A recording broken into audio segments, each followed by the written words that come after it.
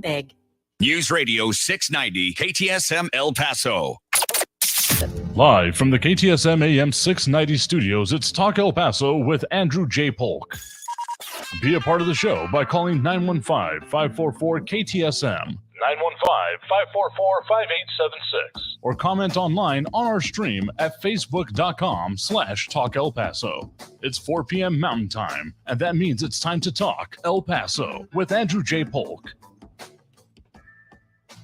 Thank you all so very much for joining us here for Talk El Paso, airing live on News Radio 690 KTSM. I'm your host, Andrew J. Polk. Thank you for tuning in, however you may be doing so, be it on air, online, live streaming through the free and reliable iHeartRadio app, or joining us over on the various social media pages we're up on these days. Facebook.com/Talk El Paso, the Talk El Paso channel over on YouTube, Twitter at Talk El Paso, or Twitch.tv, Andrew J. Polk, whichever works out the best for you to see the show, chime into it, if that makes sense, if you want to, as we do have Mondo Moncada over on the social media, on the Twitch stream, specifically saying hi, hello to you as well, and also, of course, others. Again, there's a lot of ways to get at the show, to see it, whatever, again, works. Facebook, YouTube, Twitter, and Twitch.tv, either under Talk El Paso or Andrew J. Polk, if you want that level of interaction and to apparently see me, which is important to some. But also, of course, you can get us on air, online, live streaming on the free and reliable iHeartRadio app, among other things, of which I would certainly recommend that you have the app downloaded. You'll be able to get into us wherever you are, everywhere that you got signal, whether you're at a radio or not, which is becoming increasingly rare. It's out of cars anyway. I feel like that is becoming increasingly rare these days. So if that's the way you work, if that's the way you're always on the go, certainly do recommend it, particularly for anyone wanting to make sure they can get us regardless of whatever the atmospheric signal, and also, of course, out of our area. And a lot of things to be talked about today, including, we try not to talk too much about the weather, not become your weather station, but I got to say something about that giant storm. At the very least, woke me up out of a dead sleep last night, and a lot of crashes being blamed on it, though I don't know, knowing that and how bad drivers are around our area. So a lot of that coming as the storms were coming down in our area, but also some, maybe not totally from that part, but a derailment near downtown El Paso, causing some shutdowns of off ramps and things like that. And at least one, as much as like arson and things have been coming up, a fire that had been put out intentionally reignited. We'll at least mention those details, as well as some other important selections. Two very important declarations by City Council, including, of course, the search for the next city manager, with the agency being decided on that. And, of course, recognition of Chico's Tacos. Definitely of equal importance when it comes to that, as well as a little bit more on why high gas prices are being blamed in our area, but also going to be delving into the El Paso County Commissioners and that tax rate approval that has come down now, and some of the decisions, some of the issues that have come along with it, including some response, some of the things being said on County Commissioners Court, and definitely recognize some very similar names, voices, comments, etc. that we've heard around here, particularly recently. So we'll talk about that. So Mondo Moncada asking, please explain yesterday's county property tax act. I thought Abbott was giving us a break. Okay, separate things technically, but we'll get into that certainly, as well as we got some audio from that meeting, as I did promise we would have in that way. And Ronaldo Rivera saying, with those rains, found myself floating on the mattress in my yard. Glad that you're still with us in that case, because usually I'm a pretty deep sleeper, I gotta be honest with y'all, but the fact that I was woken up not even necessarily by the rumbling helped, by the constant flashes of light coming through our shuttered windows, made that a little bit different than usual. So those major storms, we were expecting it, looking at we got some of those nervous dog type things, at the very least, when it comes to from their perspective. I'm sure it seems like the world is ending, but the sky booms and all the things that come with it, thunderbolts and lightning, very, very frightening indeed. And it was constant for like a couple hours in my neck of the woods, like not even just from the sound and the rumbling, but again, the flashes of light enough to wake you up and practically to read by. Robert Haynes saying thunder last night was intense, woke me up and scared my cat. Again, you got a scaredy cat, I had a scaredy dog in that case. But and RJ putting it positively, I guess, saying good rain finally, monsoon has been MIA. Thank God El Paso will not be in the news like East Palestine. That's a good one. Grain only, inspect your Cheerios.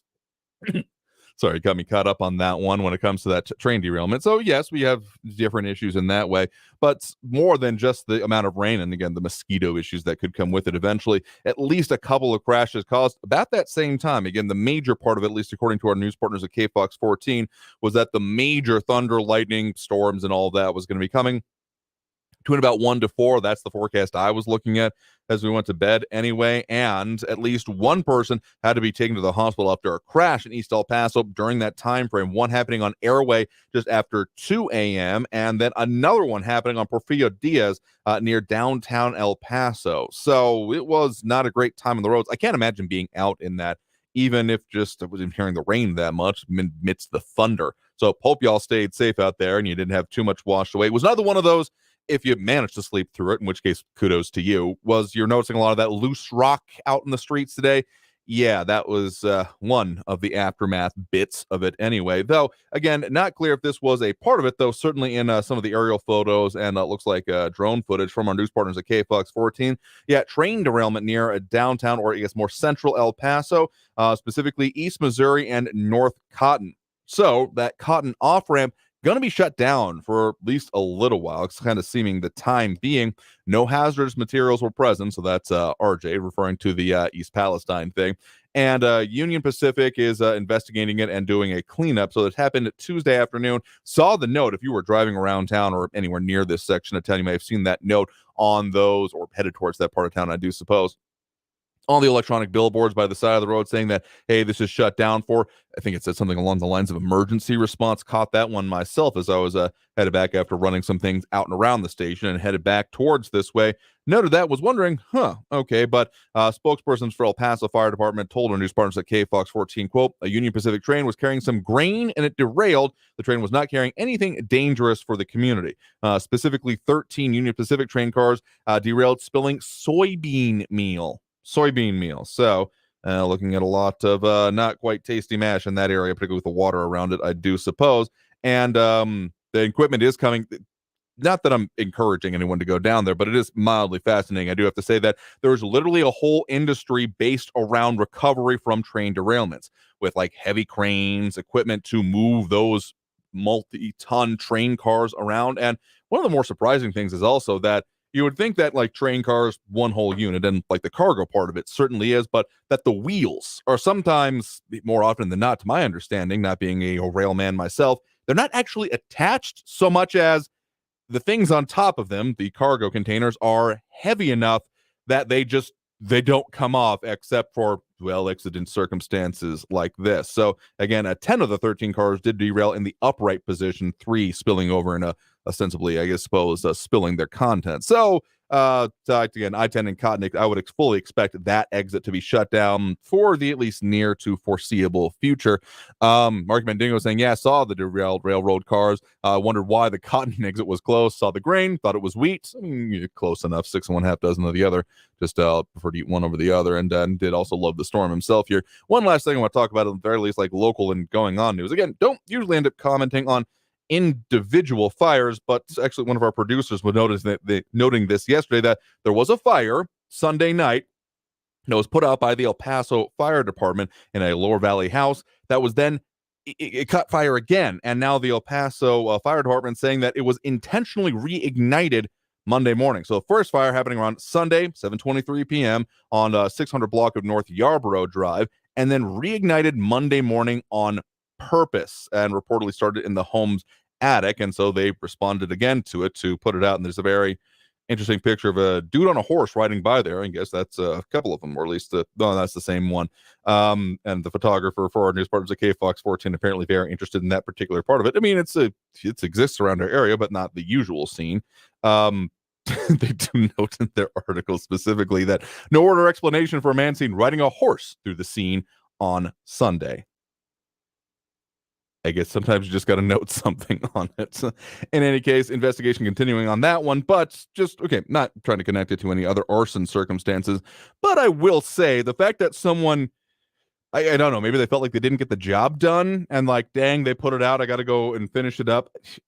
There's not a whole lot of credit in terms of intelligence, smarts, brain mass, etc., that I give to potential criminals, but it's not exactly like a, galaxy brain moment of, we'll rob the same train twice, like that kind of a thing. I don't know. I don't get a lot of this mentality. I don't think I ever will. But a couple other things, of course, El Paso City Council taking on very important pieces of a local business and announcements, including declaring today Chico's Tacos Day, not just as a marketing push, but noted specifically that it's been in the community for 70 years. So, I mean, there's an argument to be made about being one of the more recognizable hallmarks of El Paso, including the fact that other places refer to El Paso-style tacos as that style of tacos these days. Yeah, there's a few places outside of town where at least one in like eastern parts of Texas and one out in like LA that refer to, again, either El Paso-style tacos or drowning tacos. So that, but on a probably more serious note, El Paso City Council specifically considering what to do about hiring an agency firm for city manager search. Again, from our news partners at KFOX 14,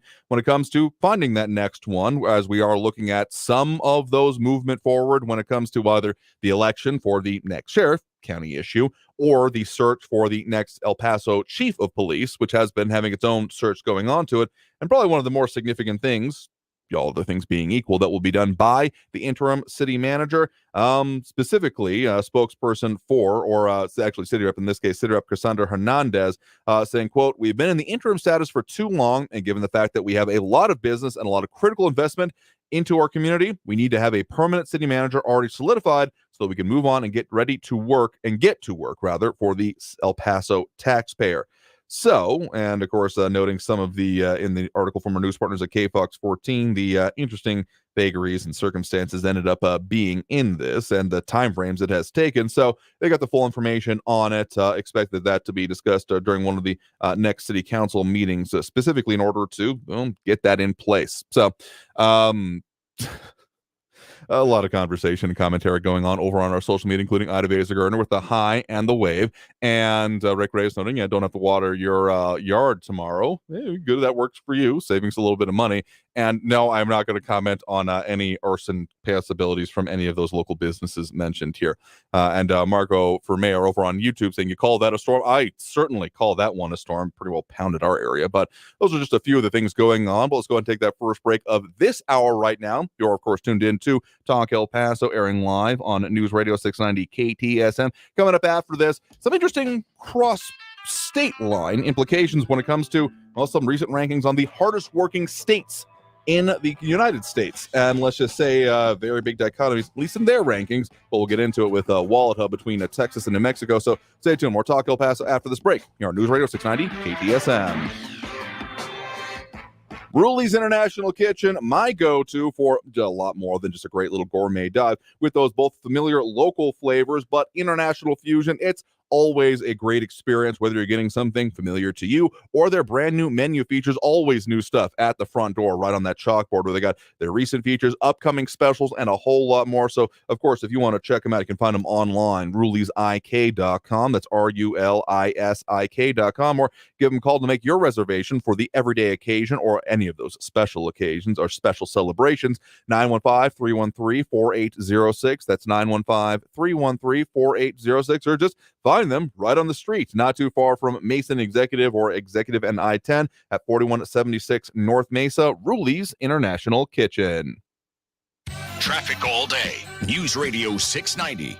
A train derailment downtown from earlier this afternoon still has the I-10 eastbound Dallas exit closed. Also, Missouri Avenue westbound lanes are closed at Willow. Try Yandell or Montana Avenue as your alternates. Stop and go traffic I-10 westbound Mesa up to Trans Mountain. It's a 5-minute delay. And police responding to an accident eastbound Pebble Hills at George Dieter. Carrie Edwards, El Paso traffic. This report is sponsored by Blindster.com. Hi, I'm Kyle at Blindster.com, and I sell custom blinds designed for do-it-yourselfers. Unlike stock blinds offered at big box retailers, Blindster blinds are custom made for your windows and shipping is free. And right now, save 50% off any order during our Labor Day sale. Blindster.com. Paid for by government.com. Have you heard? Morgan's silver dollars are back for 2023. For the 100th anniversary, the U.S. Mint released the first legal tender Morgans in 100 years. They sold out instantly. Now, Morgan's silver dollars are back in 2023, minted in 99.9% pure silver, but only 275,000 coins were minted, and they will go fast. The entire market and experts agree this is a big deal and an amazing opportunity for both coin and silver buyers. Just call 1-800-473 473-0864. And you are guaranteed a 2023 brand new uncirculated 99.9% pure silver Morgan dollar. But with limited quantities, you must call now. To learn more, call 1-800-473-0864. Plus, you'll receive a free bonus Patriots pack, new and improved, a $25 value free with every order. Call 1-800-473-0864 now to secure your new 2023 Morgan silver dollars before they are gone. That's 1-800-473-0864. I heard about something called the Affordable Connectivity Program. It helps people save money on internet. Where did you hear that? On the internet. I don't have the internet, but I'd like to. You should apply to see if you're eligible. You could save $30 a month. What's it called again? I want to sign up. The Affordable Connectivity Program, or the ACP. Get the internet you need for work, school, healthcare, and more. Sign up, connect, and save at getinternet.gov. Hey, is your cell phone in desperate need of replacement? It's time to put that old phone to rest. Upgrade to the all-new 5G Samsung Galaxy, and you can get it from Pure Talk for absolutely free.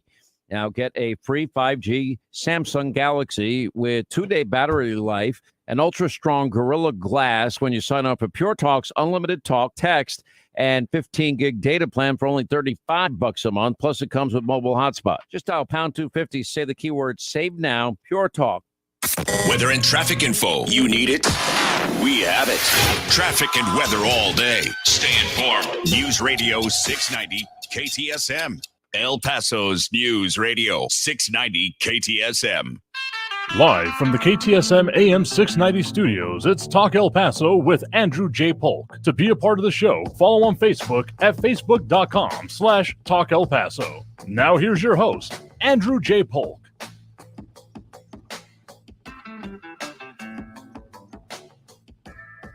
Thank you all so very much for joining us here for Talk El Paso, airing live on News Radio 690 KTSM. I'm your host, Andrew J. Polk. Thank you for tuning in, however you may be doing so, be it on air, online, live streaming through the free and reliable iHeartRadio app, or joining us over on the various social media pages that we're up on these days, Facebook, YouTube, Twitter, and Twitch.tv, either under Talk El Paso or Andrew J. Polk. And a lot of people chiming in over there, including Willie Jenkins, declaring this local Tornillo port of entry Tuesday. Okay. Tornillo, port of entry, the T's. Okay, anyway. But you're out there that way recently. It's been a minute since, recent news stories, or recent-ish years news stories are out that way. In any case, others chiming in, including Marco Romero over on YouTube, saying, a world is an amazing place. Call him 1 second, then bam, have a monsoon. Yeah, again, it woke me up out of a damn dead sleep. Would we call that, let me know if this is too East Texas. Would this be called a toad strangler? Because more like a toad lightning bolter? I don't know. I'm not good at making up new colloquialisms, but in any case, of course, a lot of things going on and affecting our Borderland region, and related to a few discussions we have had lately, going on when it comes to rankings. We have often talked previously with the great people over at Wallet Hub, as they do a lot of different interesting analysis, including, of course, financial aspects that you can go with them too, but more specifically, when it comes to rankings of how hardworking this area is, let's just say some of the interesting factors that they had on their list sparked my interest, and I figure we might be an interesting one for our community here. So, again, got the chance to speak with them earlier today to talk about their most recent study about hardworking, the metrics they look at, and some of those implications going forward that we've absolutely also talked about. So here is that interview. Enjoy.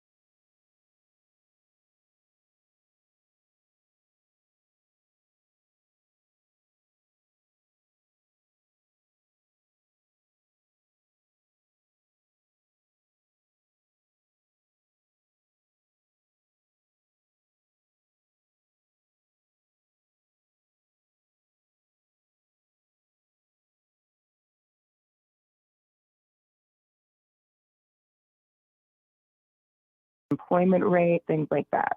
Okay, so coming up within the ranking itself here, what was kind of the formulation or any kind of weight given to any of these factors over any others?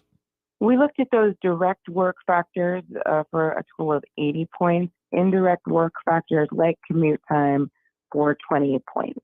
And it wasn't just necessarily like adult working population. Some of the ones, and one of the ones that may have affected our area more than just about anything else, would have been like idle youth rates, volunteer hours, leisure time, things like that, right?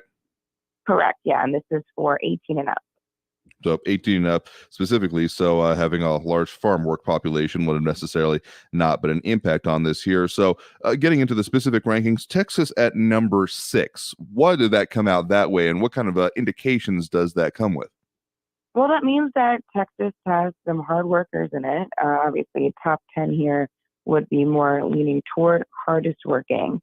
It might not be the best news to workers, though. So Texas right now has the second longest work week in the country, second only to Alaska. So obviously, good news for employers, maybe not for employees. So why do you say that? Is it that people are maybe giving more than they are strictly being compensated for? Or what kind of factors does that come with? Well, it means that right now in Texas, it's seeing a longer work week, a lot of people that have more than one job, so maybe 2 or 3 jobs to pay the bills. Not a lot of average leisure time spent per day, and some vacation time that is left unused as well. Yeah, just the very top level of the rankings, checking that out. And for reference here, you have North Dakota as number 1, but both could be argued to have kind of a mix of factors going on here with again, North Dakota both ranked as number 1 in direct work factors, and Texas at number 4, but then also respectively 44th and 40th in indirect work factors. So what those kind of come into like the those around work and those issues contributing to it, balance and commute and things like that. Exactly, yeah. So that's where we're looking at the lower leisure time spent per day, maybe higher volunteer hours, which we kind of counted as work here. Okay, so then jumping again down to the bottom of the list, New Mexico ranked as number 50th on this here, with not dissimilar to our top 2 of the indirect work factors, but when that combined with the direct work factors, so at being at 45, ranked on the indirect work factors, and 44 on the work factors, putting again New Mexico, the land of enchantment, at the bottom of the barrel. Yes, New Mexico has one of the highest idle youth rates in the country. So that means those aged 18 to 24 who are not currently enrolled in school, not working, have no degree beyond a high school diploma or GED. That's a real area of concern for New Mexico right now. That'd be similar kind of factors to what I've heard referred to mostly in Europe, but it seems increasingly online as a NEET, N-E-E-T, not in education, employment, or training. Correct. Yeah. So that's what we're seeing at higher levels in New Mexico as well. So, I mean, y'all look at basic numbers on this, but if anyone looking for necessary takeaways from any part of this, what would you either, encourage people or maybe caution them to keep in mind when looking at these rankings and trying to, take any further away from this? Yeah. So this could be really good news for employers who are looking for workers, but maybe not as good for workers themselves if we're talking about people looking for more of a work-life balance. So would that necessarily or possibly be an argument in New Mexico's favor in that case, if they are not considered the hardest working and have some of those interesting factors on there that someone looking for a better work-life balance might want to look at something in New Mexico, or would that be a not accurate takeaway from this? No, I think middle of the pack is where most people want to be here. In New Mexico, again, we have problems like an idle youth rate, whereas in North Dakota, we might have more of a problem like a very, very long work week. Again, guest right now with us is Jill Gonzalez, analyst with Wallet Hub. You want to see their most recent study, 2023's hardest working states in America. You can find them online at wallethub.com. That's WALLETHUB.com. And again, 2023's hardest working states in America. So, I mean, it's quite the dichotomy when you look at the difference right across our state line. And of course, our broadcast area does cover both of these. So we've been having a lot of discussion, even in recent days, weeks, months overall, about things like education and the different approaches that we've been seeing between the states. And I mean, New Mexico has, among other things, taken a more proactive approach, at least at the moment, when it comes to, say, teacher compensation and salaries. Texas, at least as we're recording this, going through the process, expected potential special legislative sessions to focus more on that, maybe on kind of school choice, school vouchers kind of thing. So particularly then on the youth issues, or the idle youth ranking, as you all have it there. What are some of the factors, or any that could be drawn from particularly education, or maybe again towards the focus on higher education, like you mentioned? Yeah, I think a lot of them have to do with education. I mean, in New Mexico, yes, you have an idle youth problem. It also has the highest high school dropout rate in the country. It has very, very low testing scores when it comes to, as low as fourth and eighth grade. So education, particularly in New Mexico, I think has been a problem for a while now, and it's something that still needs improvement. And just for clarity's sake here, New Mexico is at the bottom of the idle youth rate, but it is also tied at 48th there with Louisiana and Alaska, though you all do also note that there is a 3 times difference between the best and the worst in that particular ranking, with, again, New Hampshire being the best and having a 3-time amount rate of a lack, or I guess a lower rate than, Alaska, Louisiana, or New Mexico in this case. Exactly, yes. So again, I think a lot of this draws back to education. And in a lot of these places, education could use much to be desired. It also depends on the type of work and industry that exists in a lot of these different states. Could this be taken as, at least in part, looking at, the opportunities, the possibilities, the availability of, entry-level basic work jobs, the kind of things that youth could be qualifying for, becoming, straight out of, high school or secondary or post-secondary education, and being able to step into? Yeah, absolutely. I think another thing to look at here is the employment rate overall. Obviously, the states with higher employment rates right now are going to be doing better overall. The Dakotas right now, for instance, have South Dakota at number 1 and North Dakota at number 2 in terms of their high employment rates. And then, particularly then on the volunteer hours, there have been some that have a higher amount of it there, and Texas actually coming towards the bottom of that list as well, ranking number 46 at volunteer hours per resident. So again, that could be taken a bunch of ways. What's the main way that it factors, again, into the rankings, is the way you all consider them? So volunteer hours were included as an indirect work habit here. So, if you are volunteering, it's, not necessarily leisure, still should be counted as something. In Texas, I think the problem is the work week is so long, it's hard to find extra time to then volunteer.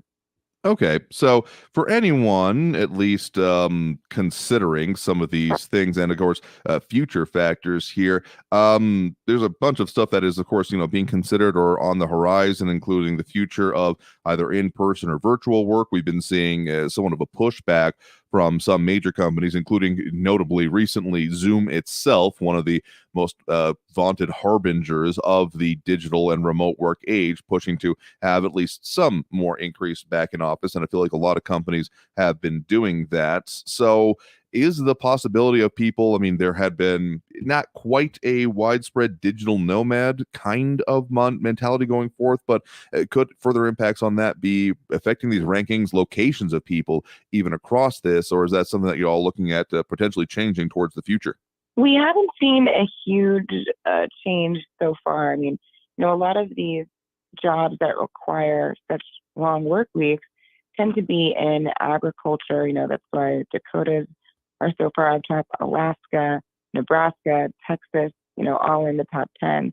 So far, we haven't seen a huge shift yet. Okay. And really, are there any major changes that y'all feel reflecting in this, and particularly between any other studies about changes in the workforce, either in, availability, quality, willingness? I mean, there's that phrase that has been, getting a lot of coverage online and certainly in personal discussions and debates about nobody wants to work anymore. Do you feel that this has any reflection on that, or again, any other aspects of the workforce that either individuals or employers should kind of consider going forward, particularly for our region? I mean, obviously, remote work, I think, will tend to be a factor. AI will be a factor in terms of what jobs are being taken over, or at least partially taken over, and a shift in migration from that. So those are all kind of trends and macro trends that we're looking at moving forward. Particularly on the AI factor, then, I mean, it had been interesting the way that has shifted in its conception and even just the recent years. Previously, it would have been said, particularly when you're talking about a low-level, so-called unskilled labor, like your fast food or your service industry work, the idea of automation. And I mean, certainly we've seen the advent of the self-checkout taking up, in some cases, it feels like more than half of the checkout inventory in your basic retail or big box stores, but also the idea of it being deployed in some takebacks, but some movement still therein on AI assisted or remote ordering systems when it comes to fast food. Though when it comes to like strict automation outside of like heavy industrial factory settings, we haven't really been seeing that deployed at, say, your fast food burger joint flipping burgers, still largely, at least in our region, being done by people. But what's now happening with AI, of course, is that it's largely taking over or being used increasingly in the creative sectors, for lack of a better term, or in those areas in which having access to a large amount of knowledge and being able to deploy that quickly has been useful. So, I mean, there was even in recent-ish years, in any case, if not last year, the ability for one of these AI-assisted systems to be able to pass certain like college entrance exams or even medical school exams. So when it comes to the impacts of that, it's a little bit, looking into the cloudy crystal ball, it can feel like. But what are some of the definitive impacts that you all are seeing or are anticipating for either this study or future ones, again, on the impact of AI going forward when it comes to the workforce? Yeah, absolutely. I mean, I think AI is going to affect every single industry at different times. Right now, we're seeing it in, as you said, creative spaces, education, especially. And I think moving forward, once things are implemented that go from technology to machinery and things like that, that's when we'll see it take over even more jobs that you were talking about. Again, guest with us right now, Jill Gonzalez, Wallet Hub analyst, to find out anything about their most recent study, 2023's hardest working states in America. Find them online at wallethub.com. So, Jill, thank you very much for taking the time to speak with us about these factors and the things people need to know about the rankings and what comes behind them here today. Thank you. Bye. All right. So again, thanks to Jill for that. Got to take that next break right now. So not trying to start any cross-state border conflicts or kerfuffles here, but hey, it's interesting to go through the data and what it may mean and some of those implications for the future. But let's go ahead and take that next break right now. Coming out of this break, talking more about specifically on this side of things in El Paso County, what's going on with County Commissioner's Court, breaking down some of those decisions, some of the impacts, and some of the debate happening within it. So stay tuned for more Talk El Paso after this break here on News Radio 690 KTSM. I'm your host, Andrew J. Polk, getting closer to those phone lines, but we'll keep those comments going, of course, over on our social media in the meantime. In any case, stay tuned. More Talk El Paso after this break here on News Radio 690 KTSM. Don't go anywhere.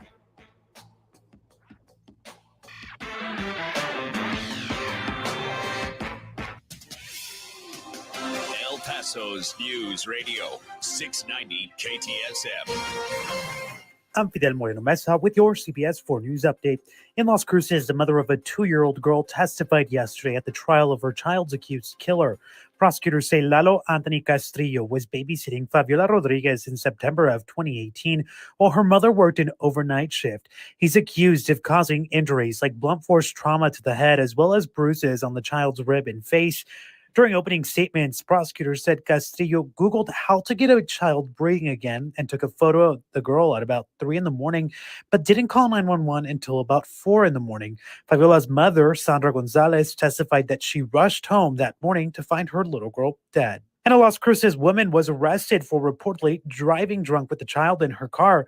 New Mexico State Police say Katrina Moreno was speeding when she was pulled over on I-10 Sunday with an 8-year-old girl in the back seat. The arrest report says there was a 12-pack of White Claws in the front seat. For more news headlines, head to our website at cbs4local.com. News Radio 690. Traffic all day. An earlier train derailment this afternoon downtown still has the I-10 eastbound Dallas exit closed. That exit ramp completely closed. Also closed is East Missouri Avenue westbound after Walnut. Also closed, Missouri Avenue westbound lanes closed at Willow. Another crash downtown Oregon at Yandell. And an accident reported eastbound Pebble Hills at George Dieter. Kerry Edwards, El Paso traffic. From the KFOX 14 Severe Weather Center, I'm Chief Meteorologist Brad Montgomery. We'll be trending drier as we work our way through the middle part of the week and the end of the week as well. Just partly cloudy skies. We have an air quality warning for our Wednesday. High around 95 for tomorrow. Try to limit your time outdoors, especially during the afternoon. High around 98 for our Thursday. Partly cloudy skies. And then by Friday, partly cloudy. High around 99. From the KFOX 14 Severe Weather Center, I'm Chief Meteorologist Brad Montgomery. This report is sponsored by Blindster.com. Want to save on new blinds? Blindster.com offers custom blinds, shades, and shutters at prices less than big box retailers. Order 10 free samples of any product and we'll ship them to you for free. And right now, save 50% off any order during our Labor Day sale. Blindster.com. Packing for your summer road trip? Leave the travel guide at home and bring the Autio app along for the ride. Autio brings any drive to life with fascinating stories about the places you go, all narrated by expert storytellers. Browse through Autio's more than 10,000 fascinating location-based tales to inspire your travel itinerary and discover unique destinations along the way. Wherever summer takes you, make your next drive an adventure with Autio, the perfect companion for your next road trip. Learn more at autio.com. Good news, El Paso. The WorkSafe Texas Summit is coming, and it's absolutely free. You don't want to miss this exciting opportunity to get important information that can help you protect your workers. Texas Mutual Insurance Company's innovative safety event features panel discussions, safety materials, and more.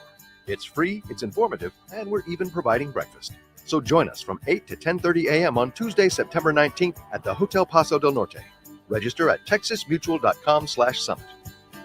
For the local issues and discussion you won't get anywhere else, turn to Talk El Paso, weekdays at 4 right here on News Radio 690 KTSM, brought to you in part by the El Paso Community Foundation. Sound off on what matters to you, Monday through Friday, 4 to 6 p.m., and let's talk El Paso. Labor Day savings start now at Lowe's. Save on select 3-quart mums. Right now, just 2 for $12. Lowe's knows savings. Lowe's knows home improvement. Valid through 8/30 in-store only. Actual plant size and selection varies by location. Excludes Alaska and Hawaii. This report is sponsored by Lowe's. News on the hour and a half. Traffic and weather all day. I don't watch television, so I get all my news from you. News Radio 690 KTSM.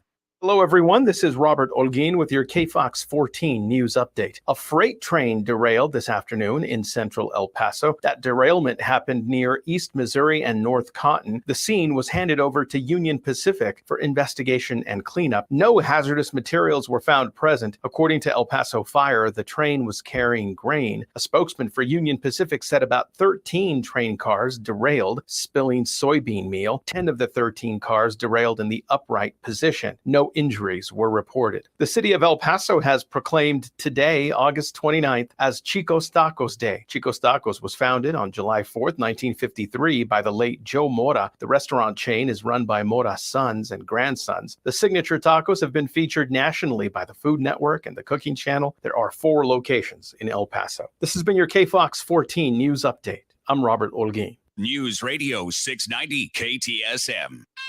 Live from the KTSM AM 690 studios, it's Talk El Paso with Andrew J. Polk. To be a part of the show, call 915-544-KTSM or follow on Facebook at facebook.com/Talk El Paso. Now here's your host, Andrew J. Polk.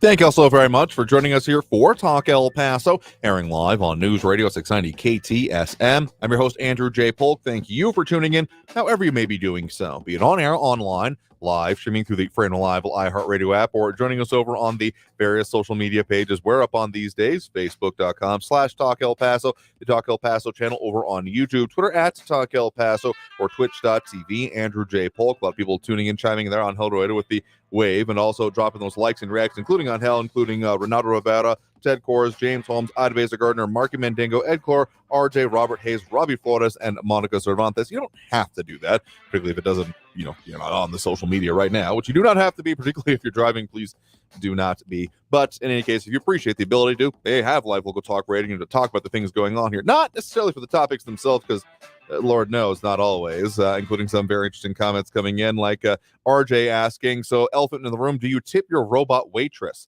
Short answer that I go with is no, because if it's not someone, among other things.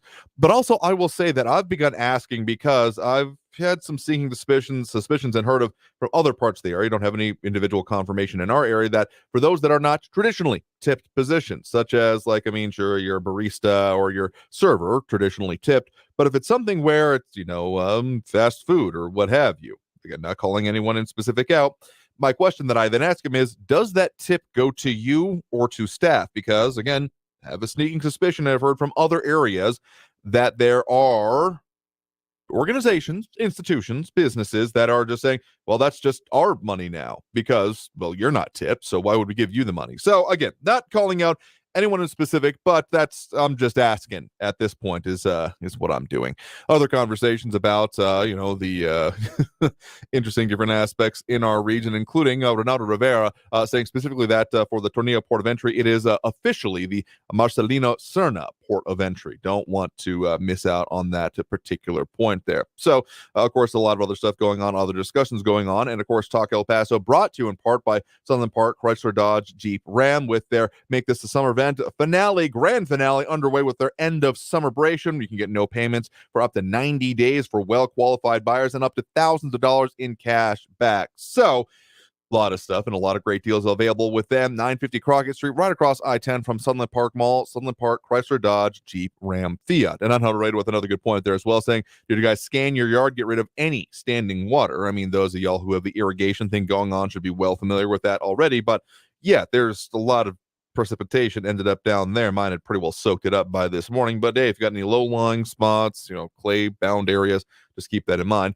So speaking of policies and things going on, of course, a lot of questions, as was asked at the start of this program, about what has been going on when it comes to the El Paso County and its tax rate. So as we did confirm in the progression of the show, as the meeting was going on yesterday, that yes, El Paso County has voted to increase, not technically by the maximum amount allowable, but the effective one, that is, with El Paso County Commissioners voting 4-1 to increase the tax rate in, as RJ notes, doesn't fit in my 4-in-1 copy machine.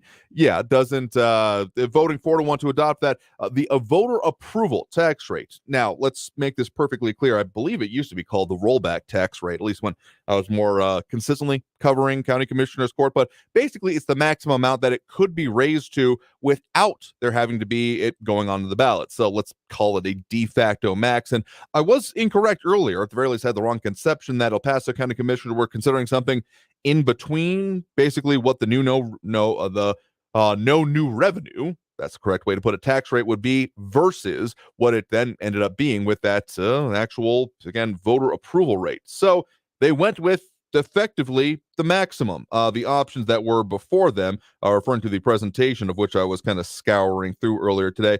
They could have gone, the current tax rate is, to get real heavy into the numbers here for just a second, about 0.426289 per $100 of home valuation. So let's call that the 42-cent option. The no new tax rate option, the one that would have brought in technically new revenue, but for your average person, it would have been no new taxes, no new amount given to you. That would have been about 40. That would have been 401692. Let's call that the 40-cent per $100 valuation option. And the voter approval rate was 0.458889. So let's call that the 45-cent per $100 valuation option. And that one was expected to, in between the current one, would have brought in an additional about $14, just shy $15 million. The no new tax rate would have, again, technically brought in $5.6 million extra because new properties, new taxable entities, et cetera, coming online. But the voter approval rate will bring in $34.4 million of extra. And we do have some of the breakdown here of what goes into that budget. So this is a screenshot directly from the county's presentation on it, showing that some of the major ones they were considering is operating capital, law enforcement, collective bargaining. That's about $5.4 million of it. Employee minimum wage adjustment, just shy of $8 million. And then probably the most contentious part of this was specifically that elected official wage parity and adjustment, which but very much the smallest item on this list at $266,081 to be specific. And then some of the other priorities. Okay, is it technically the smallest one of those? Okay, there was a website improvement to be compliant with ADA was only $200,000, but otherwise was the only one that was that low and one of the few ones that was below $200,000 for a total amount of the, again, community/budget impacts of about $29 million in change, but that $34.4 million, there was at least one note that was made for the total amount. And again, going back to the one that has specifically on line 1, 2, 3, 4, the fourth line down, fourth bullet point of elected official wage parity and adjustment, did get one clip there from El Paso County Chief Administrator Betsy Keller on discussing that particular point. The elected official wage parity and adjustment is $266,000. I want to take a second just to stop on that one and note that we pay our district court judges equal wages to the other district judges in Texas. We pay our probate court judges equal to wages to other judges in Texas. Same with our county court at law judges. We pay our DA, our sheriff, our county attorney at or equal to or above the average wage of the 10 most populous counties. And we are working to the proposed wages for the court, the county clerk, the district clerk, the tax assessor, JPs and constables still lag the rest of the state after this proposed change by at least 12%. So again, that was Betsy Keller, Chief Administrator for El Paso County, speaking there. Similar-ish, if not exactly a one-to-one comparison of essentially like city manager, but for the county. So that is not just the amount that is going to county commissioners and that rate, though that was a significant part of the conversation. Now, it was kind of almost a foolish endeavor. There was a few specific notes I took, including at least one individual, the first individual when being asked to wrap up after their 5 minutes of public comment had elapsed, saying, quote, "I ask you all to humble yourselves. I ask you to reconsider," and further notes from our news partners at KFOX 14 saying, "I ask you to reconsider those votes for higher wages, higher salaries." And there was, I think they said 36 people were signed up for public comment on that yesterday, and again, did recognize some familiar names and or voices on those calls and comments that were being made, but only about 25 of them ended up being able to comment, either not being on the line when required to be, when they came up, or running out of time for those kind of things. And specifically, there was some response back from it. Each of the county commissioners got to speak their piece. So would certainly encourage people to, right after about 4 hours, give or take, in to the meeting is when they started getting to that portion of it. Yeah, give or take. There was a little bit presentation on the current month's budget right before that. So you go about 4 hours into it, and that is available. To search up El Paso County, Texas, and on YouTube channel, you'll be able to find it there from the most recent meeting, August 28th, 2023, El Paso County Commissioners Court. See if we can post up the link on our social media here shortly. There was a response from El Paso County Judge Ricardo Samaniego coming right after one other part of the presentation on the kind of breakdown of the tax dollar, so to speak, coming from specifically, at least at the current rates, where El Paso County is and what portion of it that they have, noting that when it comes to El Paso County, that they are roughly about 14% of their, at least the current considered rates. Then with the diagram of your overall tax dollar for each dollar you pay in taxes, what does it end up going to? So here's what El Paso County Judge, at least in part, his full statement was a bit longer than this, but at least in part, this is what El Paso County Judge Ricardo Samaniego had to say, particularly to the feedback that had already been gotten, because this coming after there was the public comment on this, though he noted he was not able to respond or supposed to respond to anyone individually, so rather the kind of aggregate of the comment. This again, El Paso County Judge Ricardo Samaniego. That want to put it in such a way that puts us as a disadvantage. We're very trusted. I believe we have a great commissioner's court, and when it's slanted in that way, it takes away our credibility, takes away what we need to do to be successful in our community. And I don't think anybody spoke about how dangerous that is, that people stop listening to us because there happens to be an increase, and therefore we shouldn't be credited as individuals that want to take this community to a better level. We definitely do want to take it to a better level. Putting aside the salary, I understand, like I said, I'm not trying to justify that, but put it into the full perspective. How are we going to help people live better in our communities when inflation goes up and all of these things happen and we don't have enough money? We're talking about almost 34 million less money that we could use to improve our community. And so, like I said, I'm not saying that's easy. I'm not saying that's going to be a fair thing. All I'm saying is, at least what I'm trying to do is put everything in perspective, and then people can make their decision, but based on the full picture, not, hey, you raise the salary, we're going to have to increase taxes. That is definitely not the full reason. It's only one small percentage of why we have to raise taxes. And I don't want to take away from the fact that we need to move quickly and do things. We have situations where if we don't repair, we don't fix, it's going to cost us 10 times more in two to 3 years. So again, that El Paso County Judge Ricardo Samaniego responding in part to both their considerations of doing that voter approval rate. So not voter approved, but one that if they went above it, to my understanding, someone correct me if I'm wrong, they would have to therefore put it on the ballot. So it would have to be approved by voters, any amount over that. And so some of the breakdowns, including some of the further comments noting that the tax rate right now would put it in comparison and pretty close to what 2018's tax rate was before there were other lower rate increases. This one being about 7%, give or take, according to the El Paso County's presentation on this. But there's a whole lot more to delve into there. But so we got to take that break right now. And I think we're going to go ahead and go straight into the top of the hour at this point. So we'll go ahead and open up the phone lines as we usually do at this point during the program. So if you want to get on the line, add your 2 cents on this or any of the other things going on and affecting us here in the Borderland today, that number, of course, is 915-544-5876, 915-544-KTSM. Back after this break with more Talk El Paso here on News Radio 690 KTSM. Stay tuned.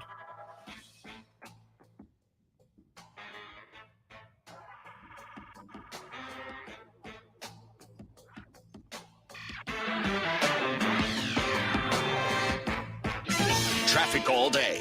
News Radio 690.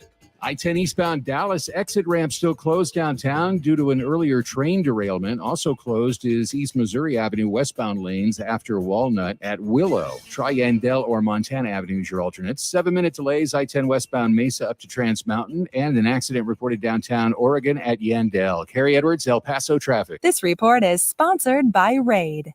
The new Raid Essentials Light Trap uses light to attract, then trap flying insects like fruit flies and mosquitoes, turning your home into restricted airspace. For insecticide-free protection that's people and pet-friendly, get new Raid Essentials Light Trap. The annoying runny nose, the constant sneezing, the itchiness, and battle just to catch your breath. If you suffer from seasonal allergies, sinusitis, or nagging sinus congestion, there's a natural, easy-to-use solution that can help provide fast, drug-free relief. It's called Navage, and it uses powered suction to rinse your nasal passages in seconds. Millions of people use Navage daily to help provide relief from seasonal allergies and sinus congestion. Medications treat the symptoms, but Navage treats the problem at the source, flushing out the allergens and pollen trapped in your nose. Navage also helps wash out airborne bacteria, dust, dirt, and viruses quickly and painlessly, so you can get back to breathing clearly again. Say goodbye to sinus suffering and hello to better breathing with Navage. Navage is available at Walmart, Walgreens, Target, CVS, Rite Aid, and online at Navage.com. Navage, Navage.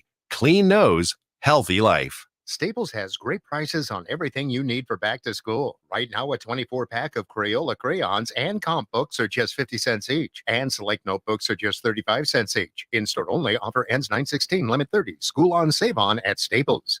Is foot pain keeping you from living life to its fullest? Would you like to come home from work ready to go instead of ready to rest your feet? Life's too short to be dealing with foot, knee, or back pain. Come into the Good Feet store and learn how the Good Feet Arch Support System can help you get pain-free. If you're hiring, it can feel like you're trying to find a needle in a haystack. You can hope the right person comes along, or you can just use ZipRecruiter. And now you can try it for free at ZipRecruiter.com/radio. In fact, ZipRecruiter has helped a lot of business owners find their needle in a haystack, like Marco, president of operations at Telly Tires and Auto Centers. Because Telly Tires has grown a lot in the last few years, Marco needed to hire everyone from a receptionist to a store manager. ZipRecruiter helps you find all the right people, even the most difficult jobs to fill. ZipRecruiter helps me keep my business running. Take it from Marco and millions of other businesses who've used ZipRecruiter. ZipRecruiter can help you find the needle in the haystack. See why 4 out of 5 employers who post a job on ZipRecruiter get a quality candidate within the first day. And right now, you can try ZipRecruiter for free. That's right, free at ZipRecruiter.com/radio. That's ZipRecruiter.com/RADIO. ZipRecruiter.com/radio. ZipRecruiter, the smartest way to hire. News on the hour and a half. Traffic and weather all day. News Radio 690 is KTSM AM El Paso, an iHeart radio station.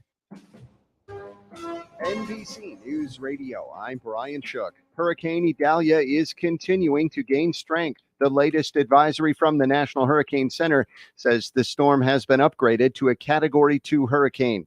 Life-threatening storm surge and hurricane conditions are expected along portions of Florida's Gulf Coast starting tonight. FEMA Administrator Deanne Criswell spoke earlier about the administration providing Governor DeSantis and the state whatever help they need. The president quickly approved an emergency declaration in advance of the storm in Florida, turning on the many tools that are available at my disposal. California is sending urban search and rescue teams to Florida and Georgia ahead of the storm. Governor Gavin Newsom says 6 members of the FEMA team from California are headed to Orlando and 3 others are going to Atlanta. COVID-19 hospitalizations are up by another 19%. According to the CDC, deaths also saw a large jump by 21% in 1 week. More than half of U.S. states saw a substantial jump. South Dakota had the biggest spike, with hospitalizations surging more than 127% in 1 week. A new booster shot targeting the newest strain of the Omicron variant is on its way.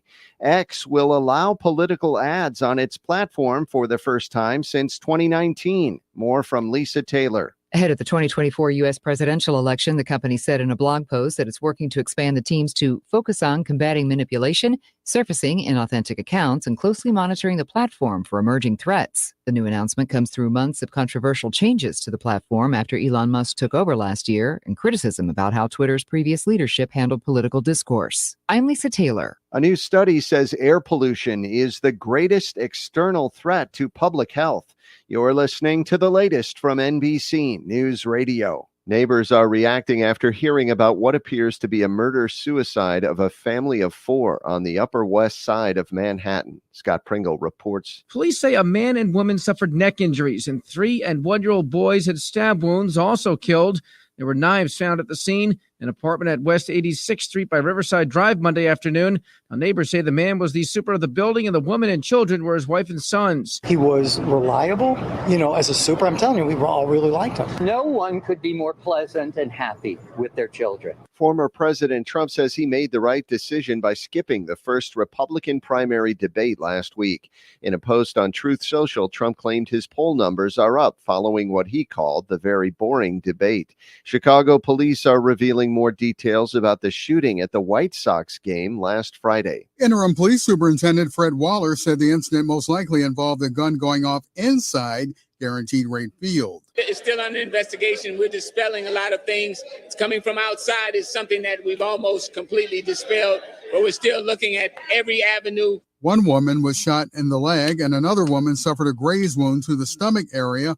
Waller added that CPD did initially request that the game be stopped after the shooting, but eventually allowed it to continue in order to not cause panic. I'm Perry Williams. A new survey is revealing how divided religious Americans are when it comes to the topic of racism. According to a new survey by Pew Research Center, a majority of white Christians are more likely to say people seeing non-existent racism is the biggest problem, while 88% of Black Protestants, 60% of Hispanic Catholics, and 69% of non-Christian religious Americans say people not seeing racism when it exists is the biggest problem. Brian Shook, NBC News Radio. Now, your chance at $1,000 and a trip to our 2023 iHeartRadio Music Festival.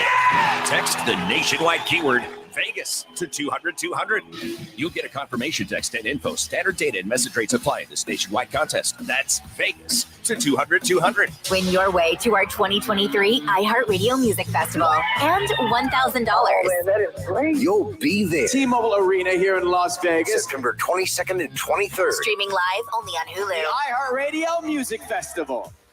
Capital One is a proud partner of the iHeartRadio Music Festival for the 7th year in a row, bringing great products, rewards, and services to its customers. What's in your wallet? This report is sponsored by Raid. The new Raid Essentials Light Trap uses light to attract, then trap flying insects like fruit flies and mosquitoes, turning your home into restricted airspace. For insecticide-free protection that's people and pet-friendly, get new Raid Essentials Light Trap. What does the Affordable Connectivity Program sound like? It sounds like a student doing their homework online, So if X equals 4, a young mom on her telehealth visit, I have your results. Let me share my screen. and someone working from home. Thanks for letting me join virtually. Eligible households save $30 a month on internet. Like the sound of that? The ACP. Sign up, connect, and save at getinternet.gov. Keep your family and livelihood safe with a stable security system from Mazer Security Alarms. Your trusted El Paso security expert since 1982. You can get the best. Systems start at under $35 per month with upfront purchase to lease options and $0 down payment packages available. Get the peace of mind you deserve with Mazer Security Alarms. For your free quote or to upgrade your existing system, call Mazer Security Alarms at 915-590-0033. Mazer Security Alarms. Our iHeartRadio Music Festival is coming back to T-Mobile Arena in Las Vegas this September. Superstar artists from every genre. Streaming live only on Hulu. Buy tickets now at AXS.com. The El Paso Community Foundation supports the causes you feel passionate about here in the Borderland, whether it's education, social services, arts and culture, the environment, health, or economic development. The El Paso Community Foundation has been promoting philanthropy and progress in our hometown region for more than 45 years. Make your mark with us. Start a fund today for good, for El Paso, forever. Learn more at epcf.org. That's epcf.org. Only iHeartRadio gives you access to all of your favorite radio stations. It's The Woody Show. Rover's Morning Glory. The Rod Ryan Show. All of the once-in-a-lifetime events. iHeartRadio Music Festival. All of the best free curated playlists. Everything that rocks. All of the great podcasts for every interest. This is Freddie Prinze Jr. from the Wrestling with Freddie podcast. All of the mind-blowing contests. $20,000. Awesome. All of your favorite superstars. We are 30 Seconds to Mars. This is Alex from All Time Low. Download the iHeartRadio app today. Free has never sounded so good. El Paso's News Radio 690 KTSM. Live from the KTSM AM 690 studios, it's Talk El Paso with Andrew J. Polk. To be a part of the show, call 915-544-KTSM or follow on Facebook at facebook.com/Talk El Paso. Now here's your host, Andrew J. Polk. Thank you all so very much for joining us here for Talk El Paso, airing live on News Radio 690 KTSM.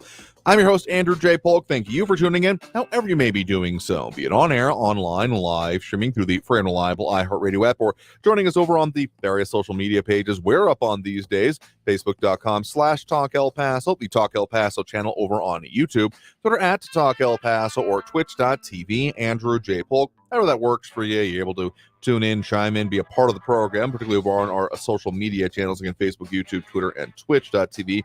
Frankly, there's a lot of them in between, but just look for us under the Talk El Paso or Andrew J. Polk, and you'll find us if you want to join in, be a part of the conversation, add your 2 cents, and a lot of ways to do that, particularly at this point during the program.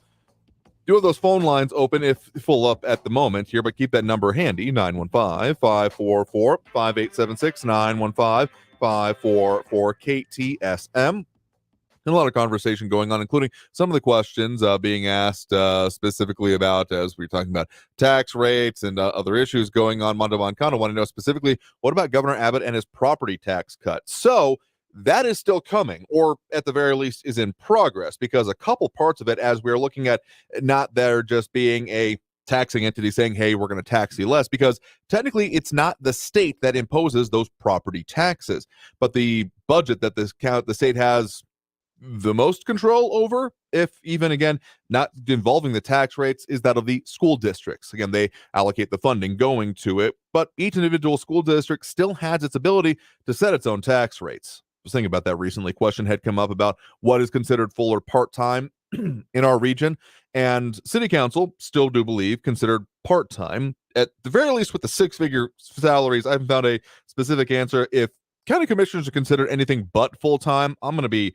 real surprised and want to know a hell of a lot more information beyond that. But when it comes to the school boards, they are technically volunteer. I mean, they are elected, so you can't just say, hey, I'm going to be on the school board. You do have to be elected to it, but there is no compensation there. So they are volunteer. There is nothing that is going to them. So upshot of that is that they also make them the biggest decision that affects your bottom line when it comes to taxes. So the bargain that was made at the state level in those recent special legislative sessions is that essentially the state is going to not only be providing them more funding, but changing the formulas somewhat. So essentially taking out part of what has been available to the individual school districts in terms of the taxing valuation and turning that into, okay, we'll provide this from state coffers. Now, that being more than just a, hey, we're lowering your rates kind of conversation, is why it's going to involve going to the voters for Texas constitutional amendment changes to allow for that to take place. So that's why come November, we're going to be headed to the ballot box, or y'all should be headed to the ballot box when it comes to dealing with that and a smattering of other issues that are probably likely going to be on there, including the potential for local ones. We'll have to double check as we get a little bit closer to it what's going to be on it from, again, I always encourage people to go look at epcountyvotes.com, in which there is, the November uniform and special election is definitely up there, though there's not a whole lot of the details, sample ballots, etc., because we're still a bit too far out from that point, but that's where it will be. So I hope that answers your question about what has been put in place from the state level and why this is separate. If you ever go and, as I occasionally have, recreationally visited the EP County, the El Paso tax assessor, was down at that office the other day dealing with some vehicle registration, so if I got that on the brain, my apologies, but the El Paso Central Appraisal District, because if you go there and search up your property, do it either by address or by your name or whoever the property is owned by, you can find out what the tax rates, at least the current ones, are, and which taxing entities are taking that chunk out of your tax dollar. And so when it comes to that, you'll be able to see that the homestead exemptions and other things like that, those go primarily from the school board, the school district for your area rate. So that's why these ones are only the one that, again, put into place by the state, is only going to be coming from the school board part of it. And so the county, not under that, obviously. So I hope that explains some of these things. So some of the other questions coming in there, Ed Clore with some onomatopoeia added, nothing thunk gets crash improved clang anyway. I guess it's better to read it as a comment there. I'll be honest with you. And we were able to post up to, if you click on the URL, we posted in the comments over on our social media on the stream. Anyway, we'll also post it up as a separate entry. Should take you right to about the start of the section of the meeting in which all of this starts getting laid out, including the initial discussion and presentation by staff for the county that then gets into the public comments about, again, the 25 or so that they ended up getting to there specifically. Some other comments coming in, including Bernadette Bandicool saying, I've been voting for the better part of 30-ish years and usually vote for improvements. And then emphasis added by them, have yet to see any improvements, with I'm taking that as a bunch of shouting emojis. So, I mean, I get the frustration and part of it, but that's why we wanted to put forth part of what the county judge said. We'll certainly encourage everyone to, particularly at the link we look at, go and view it and what's being talked about there. So, interesting other comments coming in, including a request for some of our callers, but we will be getting to those here in just a second. Just had a lot of comments to get through. And we did have Rick Reyes, which is an interesting comment, saying Congresswoman Veronica Escobar concerns about Mayor Lisa running against her in 2024. Mayor Lisa can't run for mayor. His term is up. We haven't heard that one through, but political rumors do always divide. I will say one thing coming out of that, including from a tweet from Congresswoman Veronica Escobar's office yesterday, or her, I guess, official account, was about some of those fuel and rates, among other things, including from our news partners at KFOX 14, outages at two major Texas refineries blamed for high gas prices and fuel shortages, particularly here in Texas, and particularly part of what we got going on in our area. So A lot of people chiming in and noting other things, like Marky Mendingo saying, yeah, just past Mesita, Luby's is gone. Honestly, there's been a lot of demolitions. Like Mesa has been a hotbed of activity. Just top of mind, I can think of at least a half dozen places that have been demolished, either major repairs or leveled around that area, down Sunland Park, those kind of parts. So just my neck of the woods anyway. And then, of course, the major work they've been having on Mesa. So it's been tough, can be tough getting around here lately. I do think we're past the nightly shutdowns that were happening on Mesa, though. Let me double check that before anyone takes my word as wrote on that one. I don't usually go around that section between 9 a.m. and 9 p.m. and 6 a.m. when they've been having it shut down, but you could run into it. Anyway, let's get to those phone lines now. Again, that number to call if you're wanting to get on the line is 915-544-5876, 915-544-KTSM. We do have Raul in the Northeast on the line with us here right now. Raul, thanks for joining us. Hey, Andrew.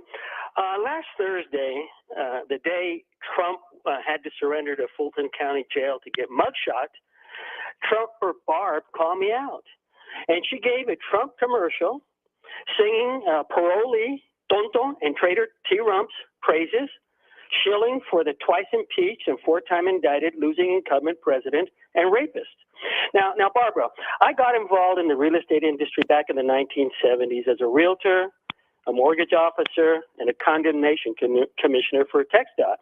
And Trumper Barb, homes have progressively gotten more expensive and smaller for the dollar since then, with mortgage rates being as high and at times higher than they are today, which is close to the long-term average of about 6%. The low 3 and 4% rates that we saw back before 2021 were a historical anomaly. My parents built their dream home in Cielo Vista Park back in 1965, and my dad got a VA loan interest rate of 5.25%. So, they were like I say, a historical anomaly for a little while. And homes have gotten smaller and will continue to do so, okay? To blame Biden for the rise in the cost of housing, Barbara, is BS, or what I call Trump turds, okay? Now, Trumper Barb said that the reason that Trump's lemmings are still in his cult is because of the economy and prosperity and growth. Now, Trump crashed the economy and the stock market with his failed management of COVID. The COVID pandemic caused the biggest blow to the U.S. economy since the Great Depression. The other big blow was the other moron Republican Bush, who crashed the economy and caused what they call the Great Recession, okay, where he lied about a war and then put it on the credit card and then crashed the economy. Now, during COVID, GDP fell 32% at an annualized rate. That's the deepest decline since records began being tracked back in 1947. 30.2 million Americans ended up receiving unemployment checks from the hoax, remember? And by the way, now on some good news, President Biden just announced that Medicare will start negotiating drug prices. There's cancer drugs that over in Canada cost $100, but here they cost $1,000. Same medicine, same manufacturer. Only difference is purchase Republicans from Big Pharma, okay? 25% of El Pasoans do not have health insurance, and 20% of them live in poverty.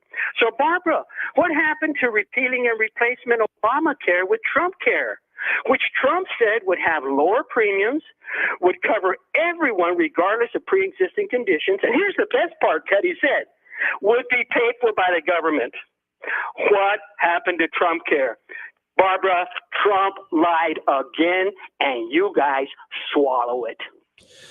So, give you a little bit of leeway to respond to what I do believe. If I'm not trying to keep track of everyone's individual comments, because if this just becomes a tit-for-tat column here, we might find something else to do. But, responding to you previous in the week, I do believe that. And I'll call it in maybe in the same vein we've done it with some of your comments in the past of being tenuously locally based, but not totally. Appreciate you, at least your leaning towards that with some of these, but let's just say that Friday is always coming, and we will of course talk more about those things once we get there. When it comes to, again, some of the local issues and the way the local economy has responded, that one, of course, is, I would argue, more than fair game, and we'll be even having some further conversations about, I mean, we've often done interviews in the past on, national issues and what local people need to know about them, trying to break them down. So this is not to say that it can't be on there, but let's just put it this way, that's, again, if was a fair comment that came up yesterday. I believe we put it on screen. If not, here is not going to be I hope I get equal time to respond to them with what they said to me. If you want to have a conversation with me, an actual back and forth and responses, we tend to entertain that more than not with other commentary. If you just want to shout at people, again, if I don't even need to be here for this to be happening here, that's a pretty good gauge of whether it can count as a discussion or not. Let's just put it that way. In any case, appreciate the points and the call for what it's worth. Let's go ahead and take that next break now. And after this break, we'll get to more of the comments, more of the calls, more of things on the line, including being careful what you wish for, some of the things being made up here. But let's take that next break. Again, that number to call if you want to get on the line, add your 2 cents, is, of course, 915-544-5876, 915-544-KTSM. Back after this break with more Talk El Paso here on News Radio 690 KTSM. Stay tuned.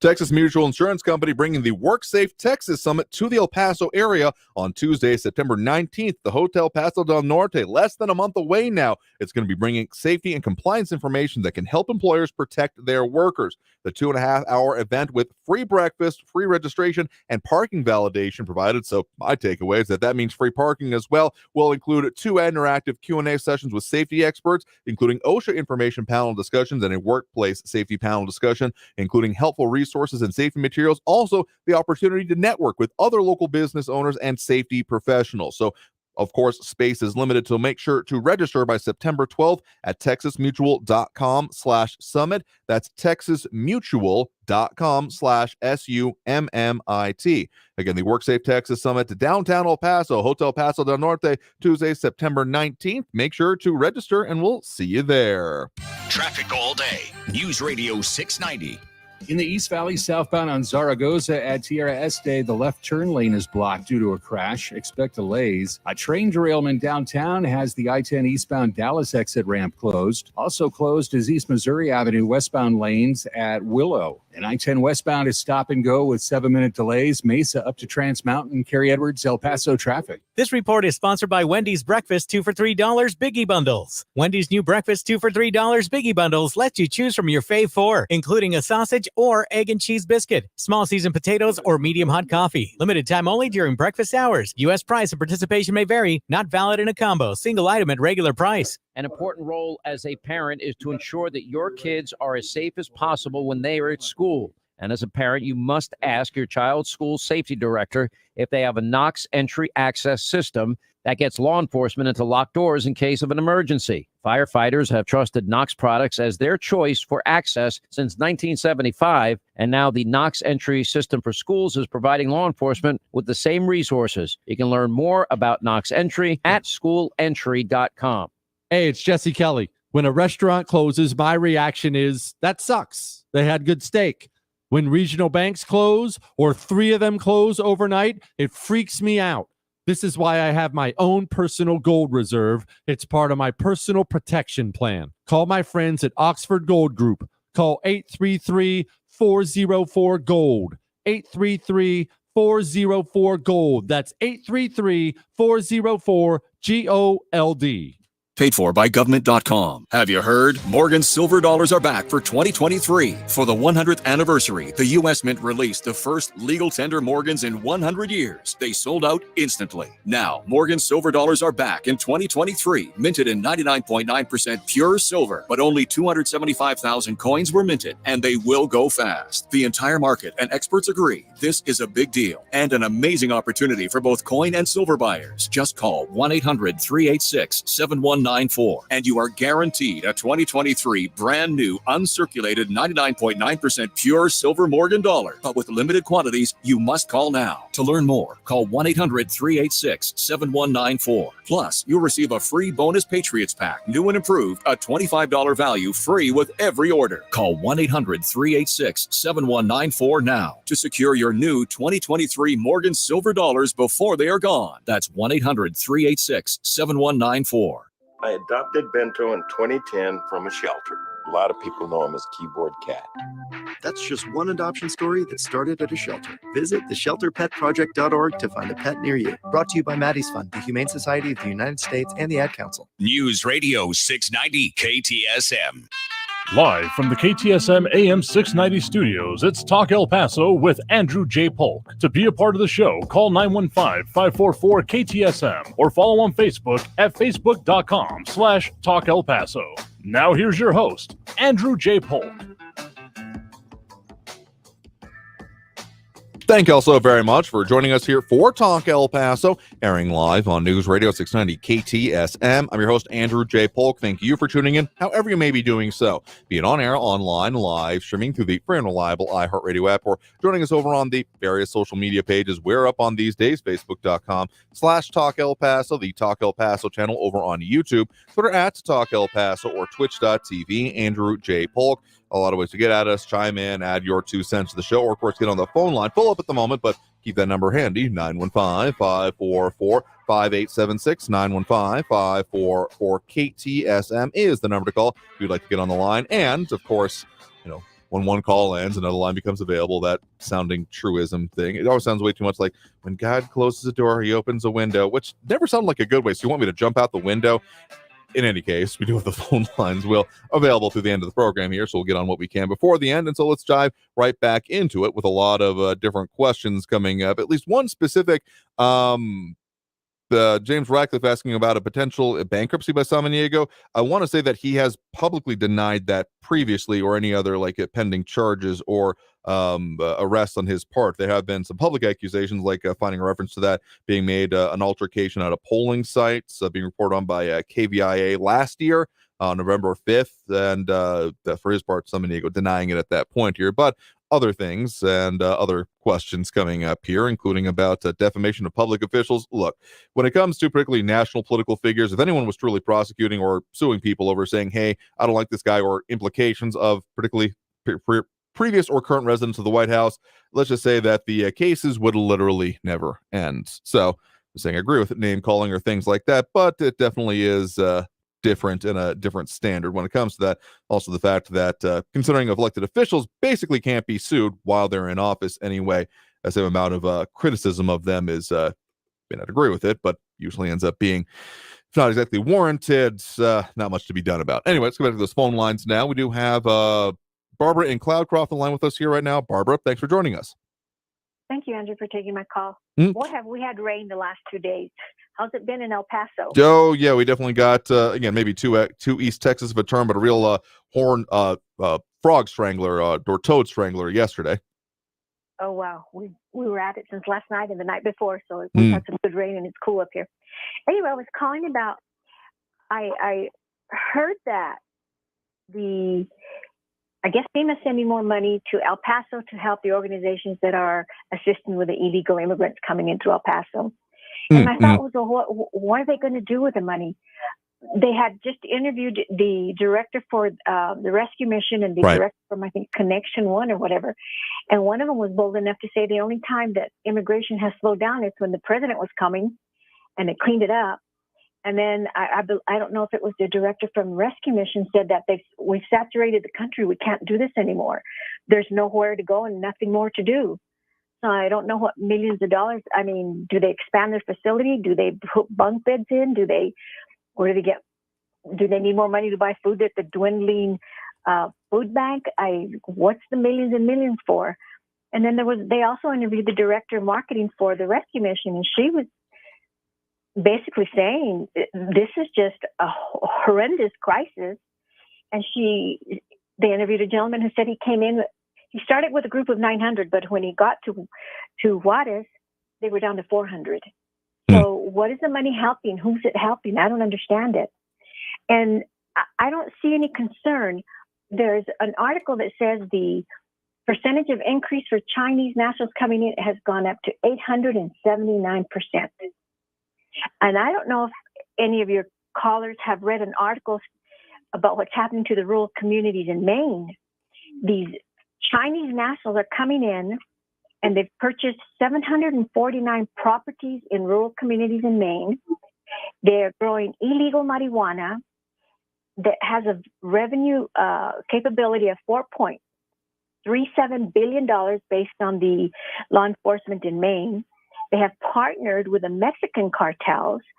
The Mexican cartels launder their money. They give their money to these Chinese nationals so they can buy the property. And so, 879% increase Chinese nationals, and this is what they're doing in our country. Then there was another story about 24 or more illegal immigrants coming into the United States with a smuggler with ties to ISIS. Well, as soon as the FBI heard about it, you can imagine the scrambling and the scurrying they did to find them. And what was amazing is they said, we're going to find out everybody that came into the United States. And I chuckle because there was a period of time when the instructions from DHS to the Border Patrol was, let them all in, don't give them an immigration number. So how are they going to locate everybody that came into the United States? Let's be real. So there was such urgency when they found out that it was an ISIS smuggler bringing these people in, that it even made it into President Biden's daily briefing today. So now they're saying that at one point they were letting them in, and they said that they didn't seem to have any connections to terrorists, so they let them in, and then they were trying to find them, that the FBI put 2 and 2 together. And it's like, what's happening here? I keep asking, what are we doing to ourselves? And now we have an ISIS, somebody connected with ISIS, smuggling in illegal immigrants, China. And you recall early on, I mentioned White City, Oregon, where there was the same thing. They had a warehouse the size of 5 warehouses. They had slaves, and they were producing illegal marijuana in California. And they were intimidating small communities. So when I say the Mexican cartel has operational control of the border, well, I tell you what, they're taking over small cities. They're intimidating them. And this is what they're doing from one end of the country to the other. So our Congresswoman has to read, has to really know what's going on out here, not just at the border here in El Paso, because what's happening at the border is being taken throughout the United States, and communities are being intimidated. So anyway, that's what I wanted to call about my concern that they're sending more money, good money after bad. And it would be nice to know what they're going to use it for in light of the fact that we know what's happening with the Chinese and the Mexican cartels together. Yeah, referring to particularly the idea of more funding around here, particularly FEMA funding, I want to say we talked about that in recent weeks. If not, it was definitely in the queue. Maybe I've gotten to that day. I can't remember that exactly. But yeah, the idea, and particularly I think it was the Rescue Mission and the Opportunity Center for the Homeless. I think that was one of them, talking about how they have had overwhelming of their facilities at certain points. If you go and look at some of the local reporting, at least the local data on this often direct people to the EP El Paso, Texas.gov/migrant-crisis and the migrant situational awareness dashboards. We continue to see a downward trend, particularly from the high water marks that we established towards the end of last year and beginning of this year, when there was, we were hitting some of that the highest amounts seen ever since basically there was all of the stuff going on towards, call it the beginning of last year and the end of Title 42 and all of those things going on with it. So like the most recent one, CBP encounters rolling 7-day average. So that directly from our region at about 681, which is one of the lowest time frames until you go back into well into the earlier parts of last year. So you'd have to go back quite a ways to find that specifically. But more specifically, or actually that is, they've reversed it, but 600 673, actually, the rolling 7-day average. So you'd have to go back to, looking at the way they have it, actually about a year ago. You'd have to find that same level there, and same kind of things whenever you're looking at the current part of this year. I would say the in custody is a bit more currently because, among other things, there is more being brought to our region by officials, specifically about, frankly, the way it used to be, what it was in previous immediate years to the recent situations being referred to here. The city of El Paso notes that this ongoing situation being tracked or considered this way since 2018. So the years immediately preceding that, where it was that El Paso was not the epicenter of some of these incidents and some of the things going on,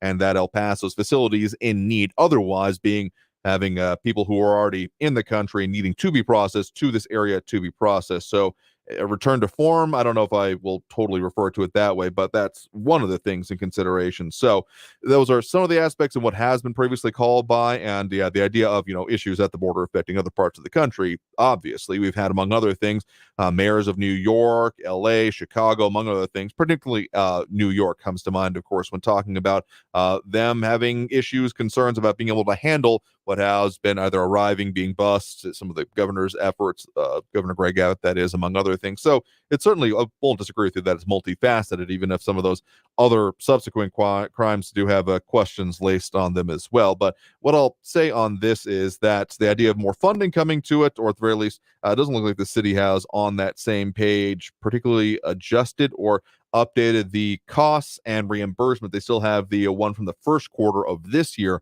listed as pending, with estimated cost about 1.5 million, and the total amount of reimbursement, including additional funding, still pending from the start of this year. So not the most updated on that, except for, again, the current numbers being looked at over on that site. So yeah, focus on immigration as much as there has been parts, or again, on the border security aspect of it specifically, much focus on the other parts of Texas. The whole border floating barrier, all of that kind of stuff has certainly been significant and probably important. But it does continue. It's not been any particular time that there has not been some presence, some level of it, or response required in our region in recent memory, I do have to say. Well, you mentioned that the board that the city has online, it still has $1.37 million due, like you indicated. That's in 2022. FEMA said they weren't going to pay for transportation. So my question is that part of the transportation that FEMA said they're not going to pay? So they might as well just say, write off, don't fool the citizens and have it up there and make us believe that we're going to get $1.37 million back. Let's be honest with the citizens of El Paso. Yeah, fair enough here. Well, do appreciate putting the call. You have a good one there. Thank you, Andrew. Have a great day. All right, with that, we'll go and take that next break right now. One comment that did come in, James Ratcliffe disagreeing with me, saying, where was the comment on it, saying that that's not correct, that public officials, quote unquote, on their part, can't be arrested or sued. Did not say arrested. Public officials can absolutely be arrested, but in general, and this has come from a variety of ways, including mentioning, I do believe, looking at the handy-dandy Constitution here, specifically right after the Bill of Rights, I do believe, that amendment number 11, that the judicial power of the United States shall not be construed to extend to any suit or law or equity commenced or prosecuted against one of the United States citizens of another state, or citizens or subject of any foreign state, that, and also concept of, effectively for elected officials, qualified immunity. So you can't say, hey, I don't like that action you took, I want to sue you over it, versus like actual malice is part of it here. So anyway, going to go and take that next break right now. Coming out of this break, more phone calls, more conversation, more discussion about the things going on and affecting us here in the Borderlands. So stay tuned. We're Talk El Paso after this break here on News Radio 690 KTSM. Stay tuned.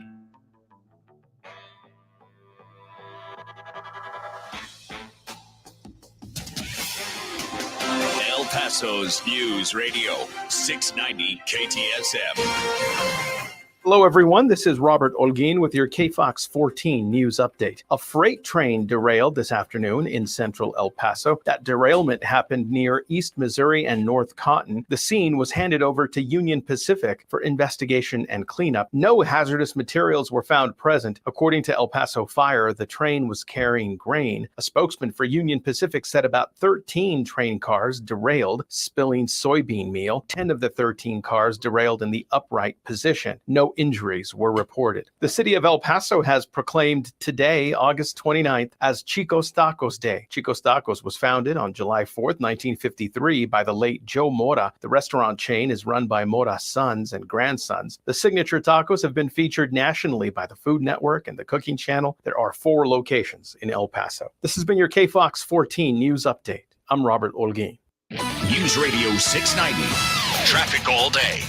An update on that train derailment downtown. Union Pacific's cleaning up the derailment of 13 train cars. I-10 eastbound Dallas exit still closed while workers try to unblock the roadway. I-10 westbound Mesa up to Trans Mountain's an 8-minute delay. A crash is blocking the left turn only lane southbound Zaragoza at Tierra Este. Carrie Edwards, El Paso traffic. From the KFOX 14 Severe Weather Center, I'm Chief Meteorologist Brad Montgomery. We'll be trending drier as we work our way through the middle part of the week and the end of the week as well. Just partly cloudy skies. We have an air quality warning for our Wednesday. High around 95 for tomorrow. Try to limit your time outdoors, especially during the afternoon. High around 98 for our Thursday. Partly cloudy skies. And then by Friday, partly cloudy. High around 99. From the KFOX 14 Severe Weather Center, I'm Chief Meteorologist Brad Montgomery. This report is sponsored by Bank of America. Bank of America has powerful digital solutions for local and global businesses, so you can make every move matter. Visit bankofamerica.com/banking for business to learn more. Bank of America, N.A. Copyright 2023. What does the Affordable Connectivity Program sound like? It sounds like a student doing their homework online. If X equals 4. Eligible households save $30 a month on internet. Like the sound of that? The ACP. Sign up, connect, and save at getinternet.gov. With the Autio app riding shotgun, every road trip is an adventure. Autio is my traveling companion. It's educational, entertaining, funny. It makes the drive come to life. The Autio app automatically plays you stories about the natural wonders, local legends, and fascinating histories outside your car window, with over 10,000 unique stories from coast to coast. I've learned more about my hometown from the Autio app than I did growing up here. Autio, the perfect companion for your next road trip. Learn more at autio.com. Good news, El Paso. The WorkSafe Texas Summit is coming, and it's absolutely free. You don't want to miss this exciting opportunity to get important information that can help you protect your workers. Texas Mutual Insurance Company's innovative safety event features panel discussions, safety materials, and more. It's free, it's informative, and we're even providing breakfast. So join us from 8 to 10:30 a.m. on Tuesday, September 19th at the Hotel Paso del Norte. Register at texasmutual.com/summit. Right now, during Labor Day savings at Lowe's, get up to $1,500 off select major kitchen appliances. Lowe's knows home improvement, valid through 8/30. Savings vary based on purchase amount. Exclusions apply. See Lowe's.com for details. This report is sponsored by Lowe's. If you see something, why do you say something? I see safe for my friends. For my community. For everyone here. We all have something worth protecting, a why that unifies us. Report suspicious activity to local authorities. If you see something, say something. News Radio 690 KTSM El Paso. Mazer Security Alarms, literally providing the security for our offices these days. And for more than 40 years, they've been providing El Paso with superior service and protection. There is no job too small or too large for them. And we've got a lot of work for them around our offices, being the big size that it is. And a lot of features we're getting implemented and underway. But whatever it is, wherever you need something kept safe or secure, be at home, in the office, anywhere in between, they definitely have an option for you, including 0 down payment options. Call them for your free quote by calling 915-590-0033. That's 915-590-0033. Mazer Security Alarms.